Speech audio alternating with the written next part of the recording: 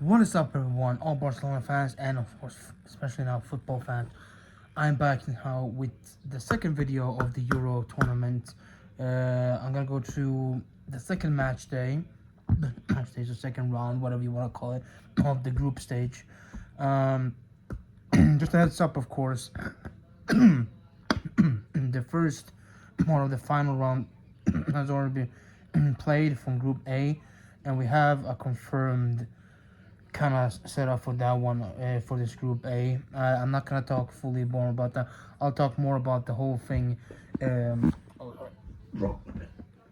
I'll talk more about that in the in the final video that I'll do, which will probably come out of sometime by the end of this week. Uh, when the final all the final games have been played on the group stage, and whole of round of 16 is set up properly, and we know all the games and all that stuff, and which four of the best are the ones that go through from the best three. But there's been a lot of already last night with that finals game, but I'll talk more about that in the next one. But for this, like, I'm just gonna go through these second round games and maybe mention a few things that happened, but from this group A. But we'll get to that. But other than that, just normal like the last one. Hopefully not. It won't be as long, but I'll try to keep it as quick as possible. But let's just get into it. Um, Group A first off. After last time, it was a good start for Germany. It was also a decent start for Switzerland too. Both with multiple goals scored. Second time around, not as many goals, and not as many much hard hitting stuff. First off, Germany is playing in Stuttgart against Hungary, won the game 2-0 in this time around. Still a pretty confident win. Not a bad performance by Germany by any means. Hungary did well as much as they could. They put up a good fight, but of course, it's Germany. You don't really expect them to do much against them. Sadly, they couldn't get a goal like they did against Switzerland, but they did their absolute best. And as I'll come to the next video, there's a slight possibility they could be still going through, but it's not looking too likely. But not a good day for Hungary, but they still have a very good spirit in this tournament, that they're doing as good as possible as they can. For a small nation like them, they still have a pretty good team, and it wasn't a horrible performance by them. But it's Germany. You can't really do anything much against that. So, and for Barca players, of course, once again, Ter Stegen did not play. I don't even think that he's gonna play at all in this tournament. If the only way he will be playing if Neuer gets injured, I believe. So I don't think we'll see much of Ter Stegen in this tournament, if any at all. And for Gundogan, on the other hand, it was a very good game because he scored. He actually got to score a goal. I think it was the second goal. I believe, or first, second, two at least. He did get to score. Played another very, very phenomenal game. Really good from him, the Germany captain. He did once more have a great performance. So that's great to see. That's very great to see that he's having a good tournament and really showing off how good he can be. Hopefully, under Hansi Flick next season at Barcelona, he can also show even more that. Though he did last season show up pretty well. He scored a few goals and also did pretty well in that midfield many times. Even though we didn't win any trophies, like, he was one of the main top great players that season. So last season. So hopefully this tournament will bring him even more, make him get even better and get even more into his good form, and he can come back to Barcelona and perform great next season. Then we have the second game, which was the final nail in the coffin for one of these two. Um, like, kinda. Okay, maybe not final nail, but like it was. It made it much tougher for one of these two nations. It's played in Cologne. It's Switzerland versus Scotland, or Scotland versus Switzerland, and of course Scotland did not get the result they would have needed. Not the horrible result though, like it wasn't the most disastrous result, but it's still wasn't very good for them as well in the terms of what they needed to get.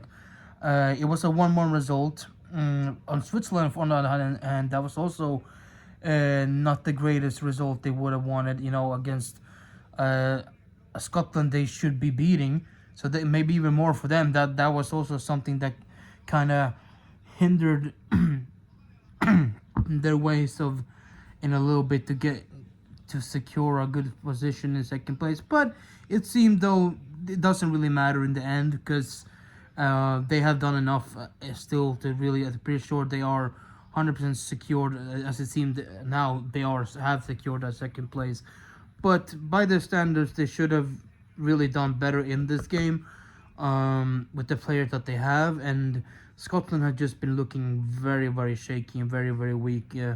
Better performance here, I guess, maybe than against Germany, but still not really that good enough. And as we'll come to see as I talk next time, it wasn't really the best thing for them. They really didn't manage too well in this tournament. They just didn't have that strength really, but they have definitely had a good atmosphere. The fans have really been loud and good, so at least they had that in here. But that was at least it was a hit for Scotland then, and yeah, I can already say now most people know they're pretty much really out of the tournament now. But how that happened, I'll talk about that more next video. But anyways, moving on to Group B, we have Spain, the group of death, pretty much. Yeah, whatever. I'm not anyway. So the group of death here, and this second round was very, very interesting. The second game for Croatia was a very important game. It was like one of those games that they should have been winning. Yes, they lost 3-0 against Spain in the first round, but they should have picked themselves up. Though Albania is no slouch, you know, they have really come into this tournament very strongly. And as we saw in the first game against Italy, they know how to score goals. They know how to come in and how to press and how to really do well. And once again in this game, they 100% did. They came in there and blazed. Like they came in there and they scored first once more, and they held that lead pretty long into the game. But then as usual, they did let off a little bit in the second half, and they let Croatia back in, and Croatia got 2 goals in there, which was unfortunate for Albania. But by the end, just in the minutes, Albania did come back and score the 2-2. They did get the draw here, which is massively important for them, and a very, very terrible result for Croatia, because if they would have managed to at least win this, they wouldn't have had as much pressure on them tonight as they have in the same way. Still, this tonight against Italy is a must win, but it wouldn't be nearly as much if it wasn't if it wasn't really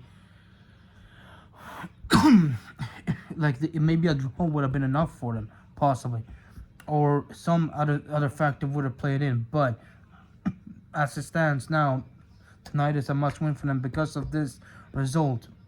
Another bad result. So no wins yet for Croatia, and they had come into this tournament. They felt somewhat confident, all that, but they have not shown that confidence. They have not shown that same quality that they had in the last World Cup, right? When they came in third place, or even before that, in the World Cup before that, when they got into the final as well. I think it was like that, right? I think so, right? They were in the final, but anyways, the last 2 tournaments when they went far into those tournaments, and that was the World Cup as well, not just the Euros, not the Euros. So they have gone far in the last 2 major tournaments they've been in, But here they have not shown the same amount of quality that they did then, and it's just not been good. It's not been good, and it's not been well enough. So it's do or die tonight, really. Than for Croatia, really. It it's really sorry.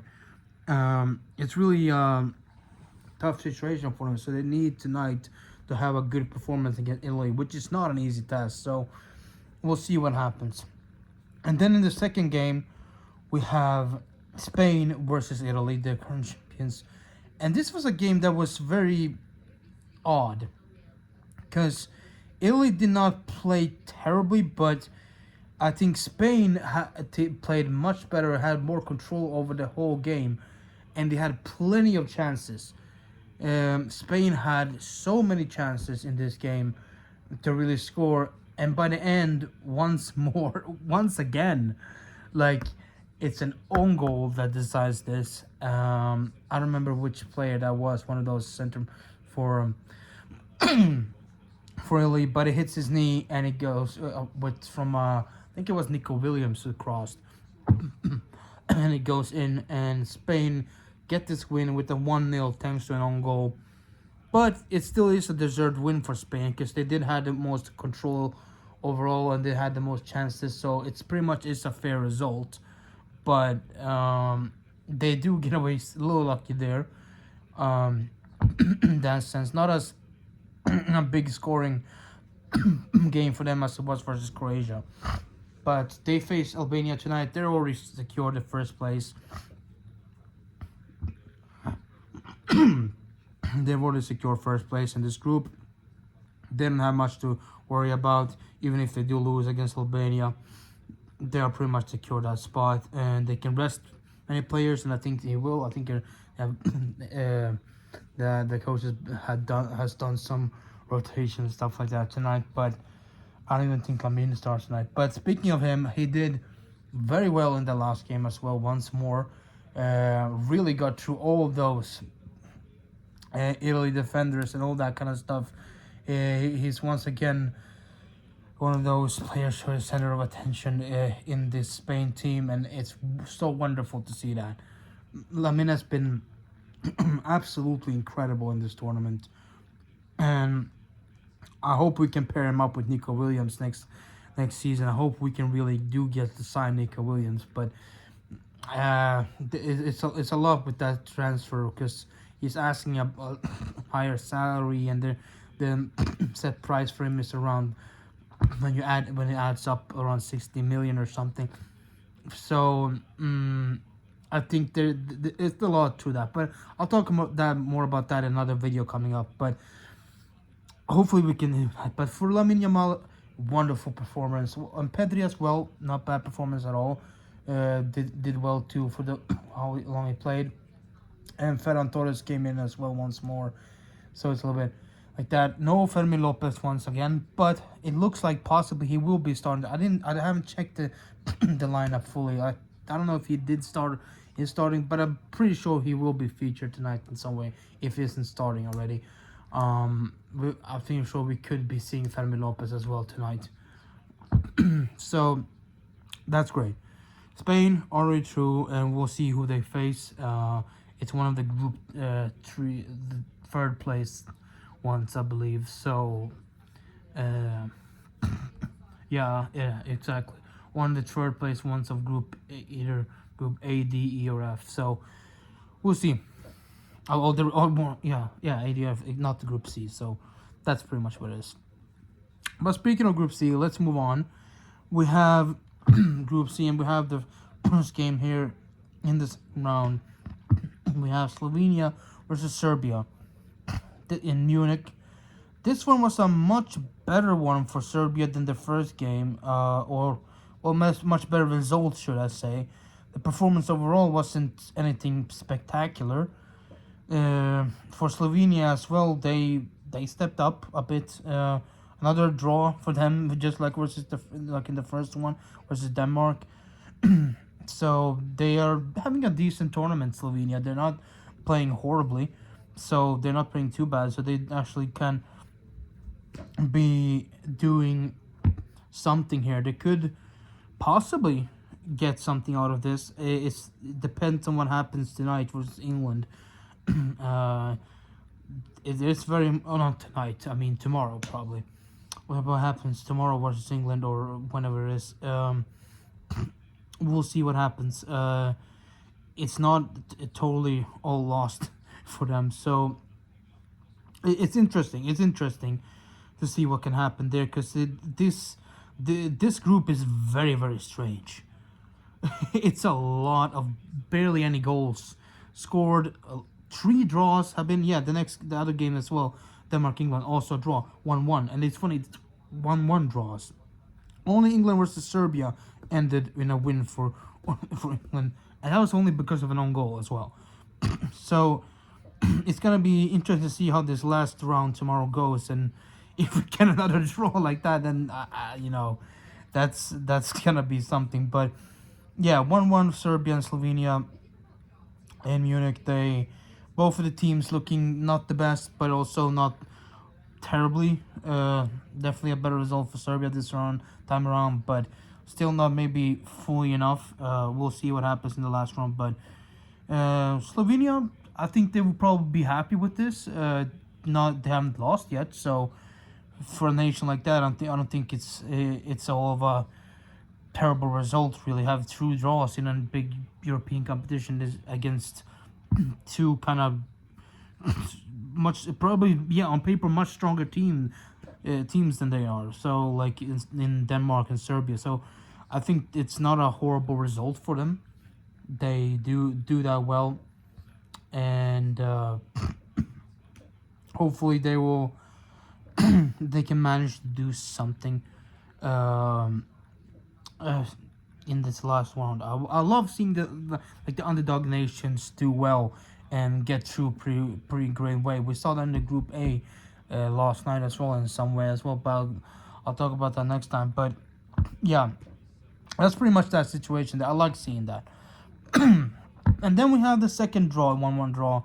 The next game is Denmark versus England.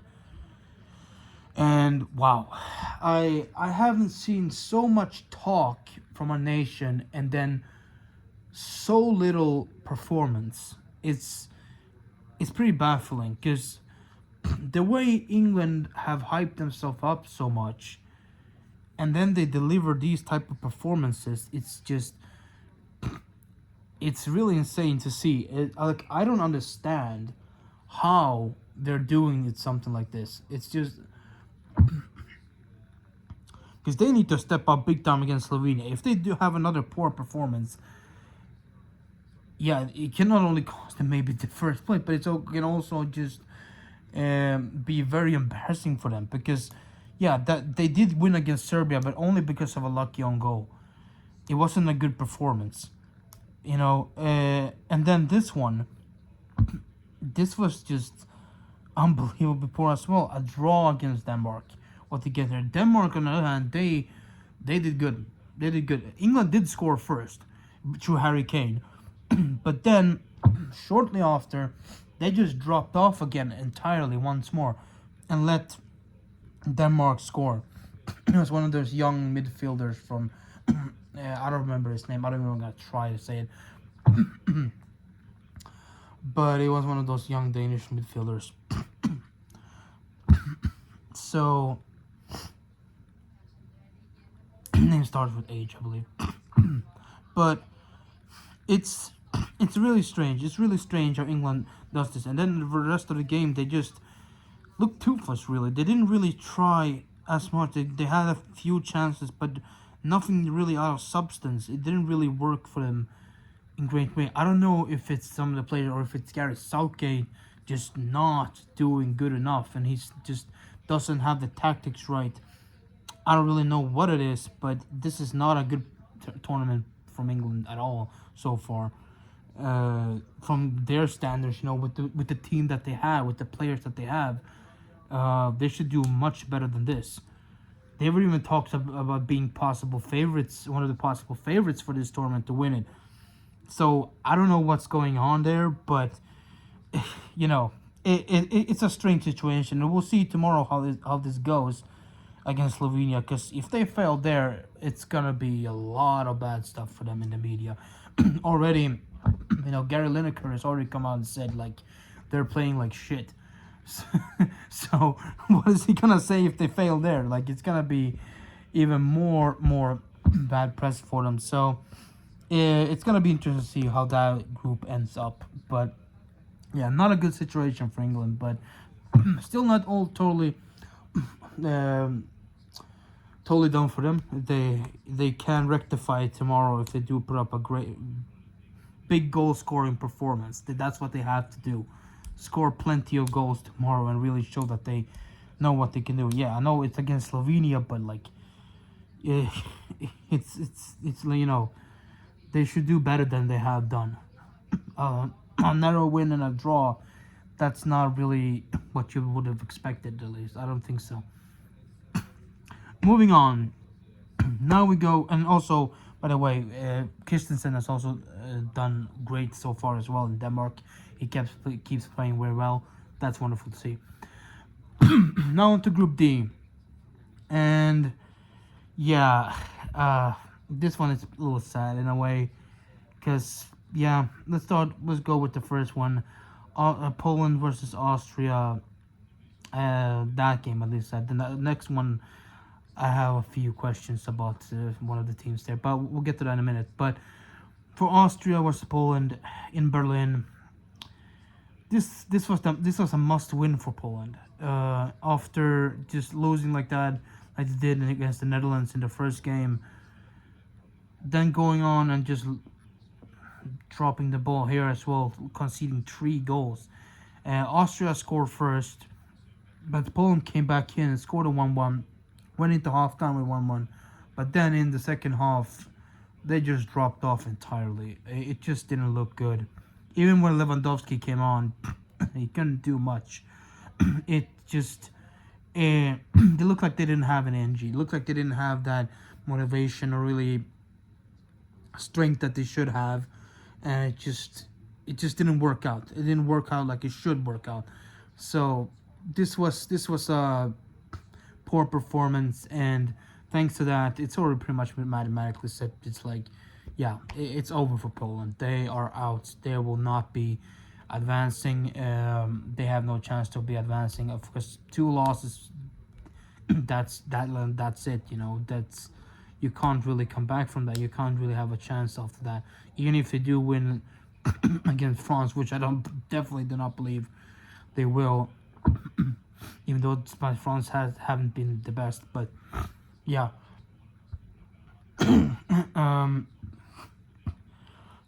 This was not great, and I feel bad for Lewandowski, man. This possibly was his last Euros play, and who knows if we'll be in the next World Cup or not. Like that's not really looking too good, but yeah, a sad exit for him. I hope at least though in the last game, if he plays, that he could possibly at least score a goal, but I don't know. We'll see how that goes. For Austria, on the other hand, a great performance. Another great bounce back from that just unlucky loss to France. That was just dumb 1-0 loss. I think that was also an own goal, I believe, or something. A very great bounce back for them. Now they have a much bigger chance of getting through, and also a must victory for them.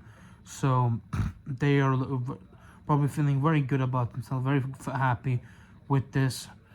And we'll see how it goes against the Netherlands. And then also, speaking of the Netherlands and also France, this game is the first game of the tournament that ended without any goals. And it's also the most boring game of the tournament so far. 100% the most boring of the tournament so far. This was just not good. Maybe people like to maybe see, yeah, there were some chances here and there and all that stuff, but it was just nothing really. It was no energy. It was just a few goal scoring chances, but overall throughout the game, it wasn't really. You didn't really see these two nations that are like big giants almost in these type of situations that have gone to World Cup finals and won World Cups and won some Euros and in the past and other things like that, have done great stuff in the past 14 years, pretty much, or even. And you see them face each other like this, it just really is nothing. It really is nothing. Netherlands, they had a first game against Poland, a decent win, but here it was just, except for one situation which I still feel should have been a goal, but it's up to debate. It's where Xavi Simons did score a goal, but it was called for offside because one of the Netherlands backs were in the way for Magnan, the France goalkeeper.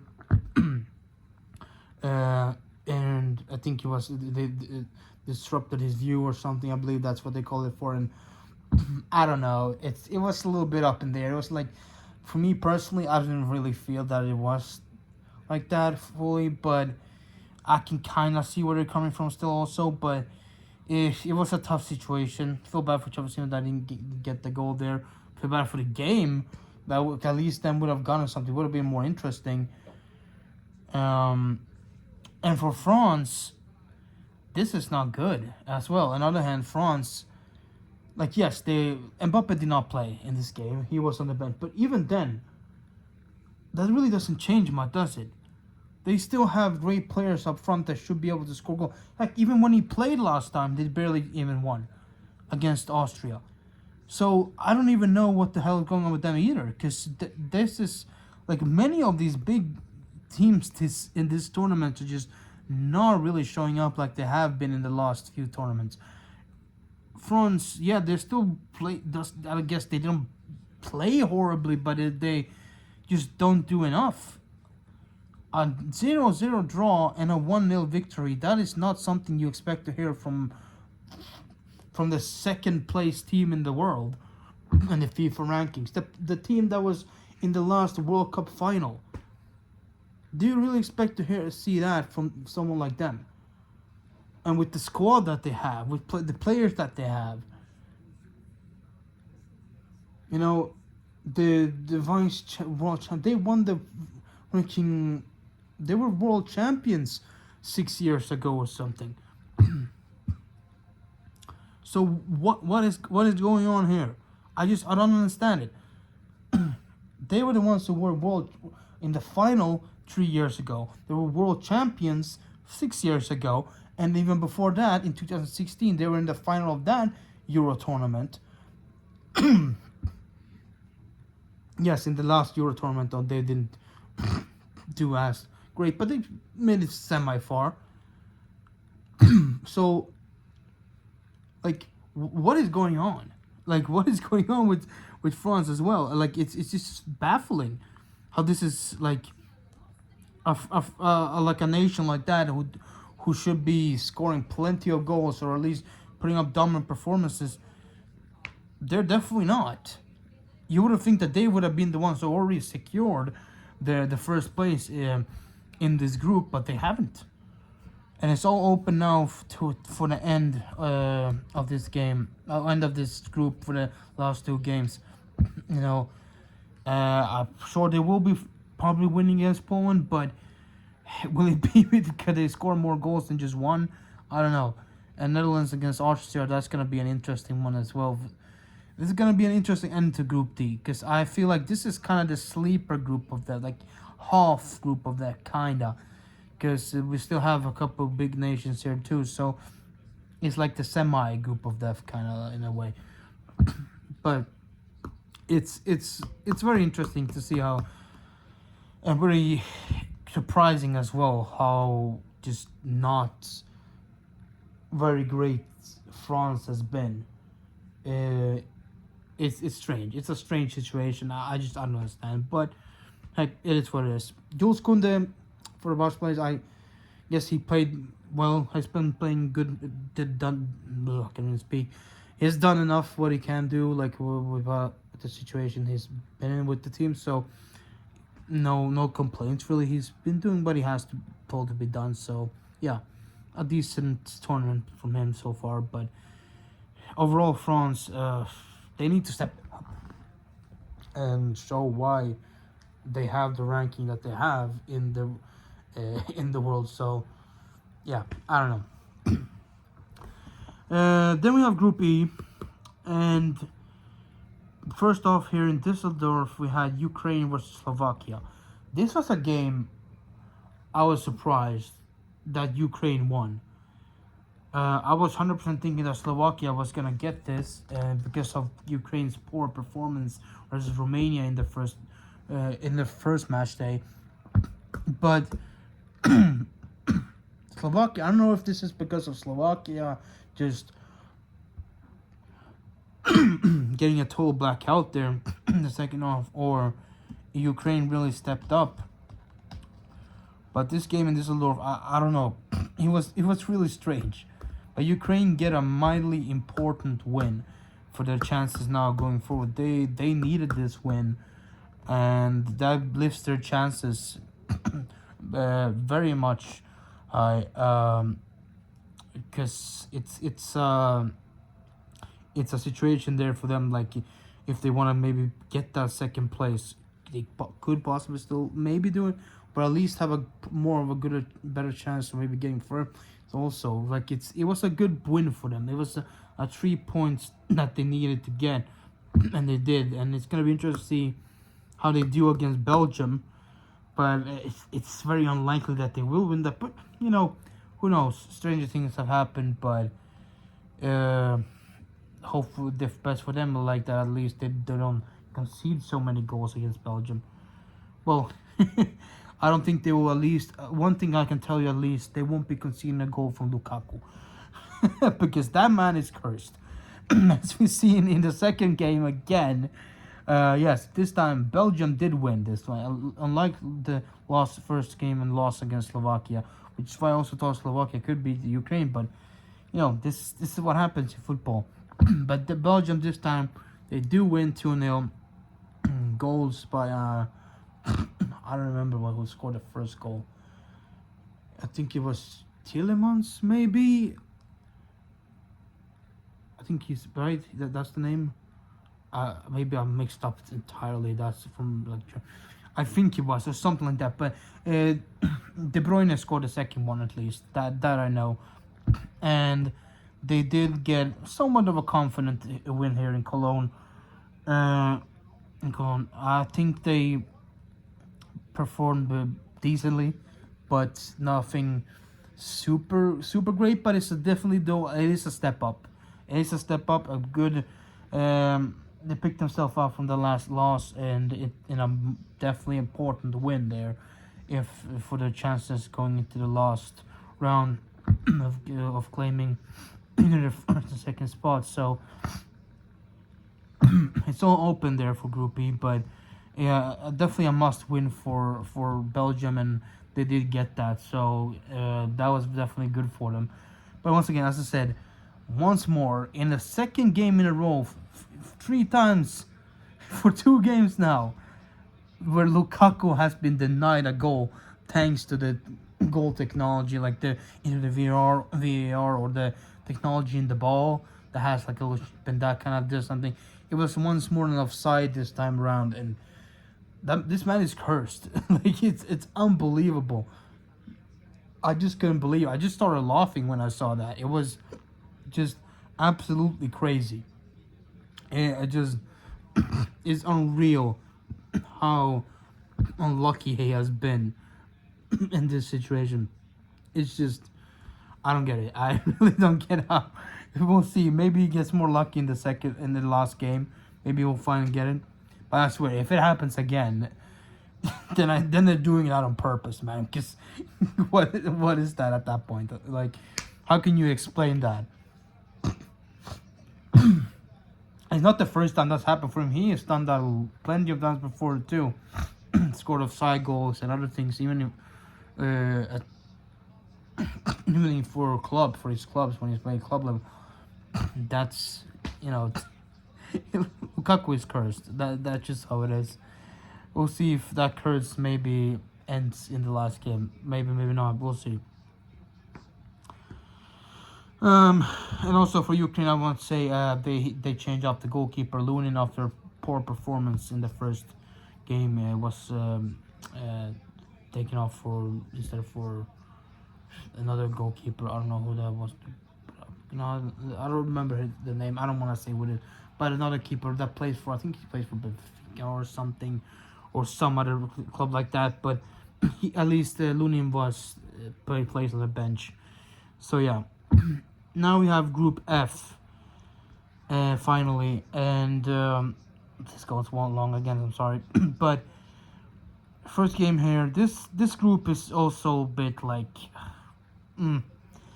Plenty of luck for Portugal, at least in some ways, because man, the game against Turkey. But first, we go with the Czechia versus Georgia, and wow, man, Georgia has the most passion. They have so much passion, and they have so much. Well, it's so wonderful to see, like an underdog like them and small nation like them, getting to this tournament and just giving it their all, and it was so wonderful to see them getting a draw here against Czechia, scoring by him there, and just you can see the feelings for the players and overall for all the fans and all that, how much that meant, and getting a good result like that, like getting 1 point at least, it's big for them, you know.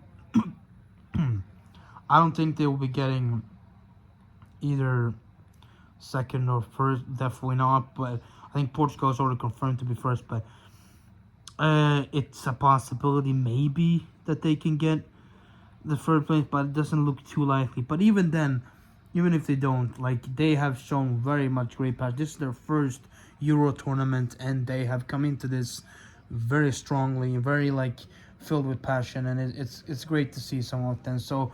I wish them all the best in the last game as well.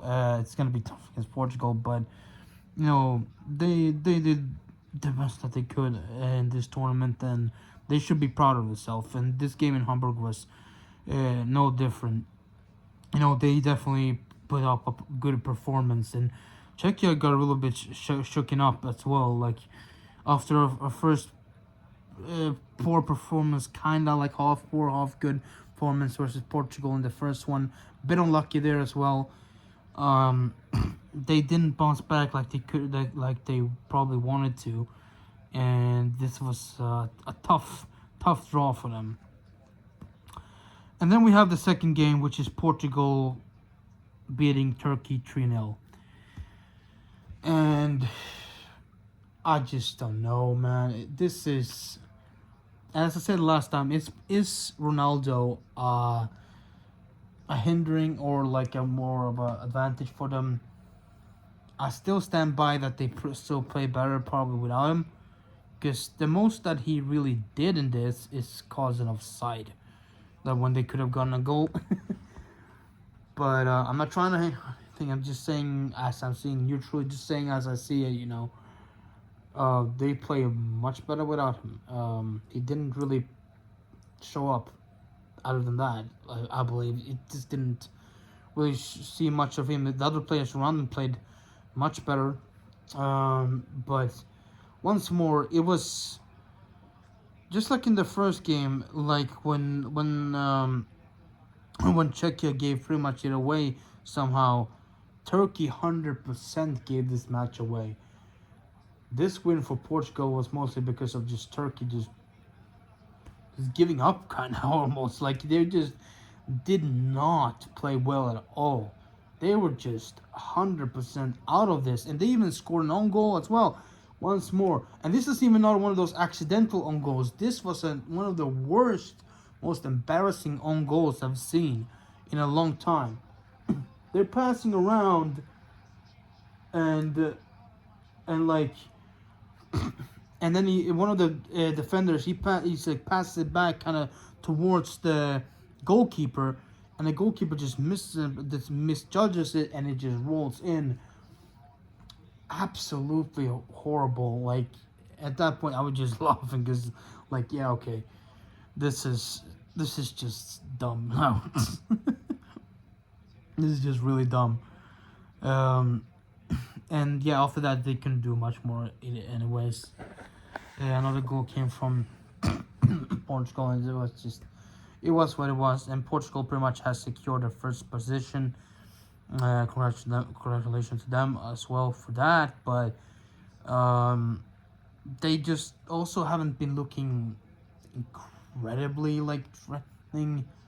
They are looking good, but a lot of things has happened for them to really. It's been a convenience for them, but I'm not taking away anything. I believe still they probably would have. From the beginning, I pretty much predicted that they probably would be winning this group, but um, it hasn't been overly dominant. I don't believe, but it still has more than at least a little bit more dominant than some of the couple of other groups. But it's interesting though. I like we'll see really what how this is gonna go for them going forward. You know, they will be facing one of the third placed in group A, B, or C. So we'll see how whichever one they get. Their last, as I said, the last game will be against Georgia, and Turkey faces Czechia. So we'll see how that ends up. But yeah, that's pretty much that. Another long video. I'm sorry. It's harder to bring this one down more than this. Maybe I'll split it up, the next one up a little bit more into different ways. I'm gonna try that maybe in a different format. But last thing I want to say as well, a thing that happened in Group A yesterday was in the last games there. One of the Hungary players got very much injured. Barnaba Varga. 100% that was very horrific head injury. Like he got knocked by one of Scotland's defenders. Like hit him with his elbow pretty much in the head. He got knocked out. He's been taken to, and like you saw that he definitely passed out. And it was just really bad. You know, almost brought you back to that kind of feeling you had with Eriksson in the last tournament. But he was taken to the hospital. They said that he's stable, he's good. So all the prayers to him. Like, hope he feels better, hope he gets back better, you know, soon. So yeah. But that's gonna do it for this video, guys. I hope you guys did enjoy it.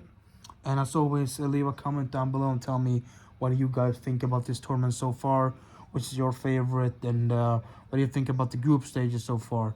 For me personally, just it hasn't been the best as it could have been. It's just this tournament has just been a little bit all over the place, and just it lacks that great quality kind of so far. Hopefully the knockout stages will bring that in more, but for the group stage itself, it just hasn't really hit it there for me yet. But we'll see. Maybe these games now, the last ones, will be much better. You know, Italy against Croatia just started, so I'm gonna go on and watch that now. But yeah, that. Thank you guys for watching. If you did enjoy this, leave a like down below, and also subscribe if you're not done that already, and ring the notification bell to get notified next time a video comes up, which will be in a few days as well. The final one of these group stage videos, and also maybe before that I'll be uploading something about Barcelona as well. There's some things I want to bring up that's been coming out in the news and so on. But yeah, other than that, thank you guys for watching, and I'll catch you guys next time. Bye.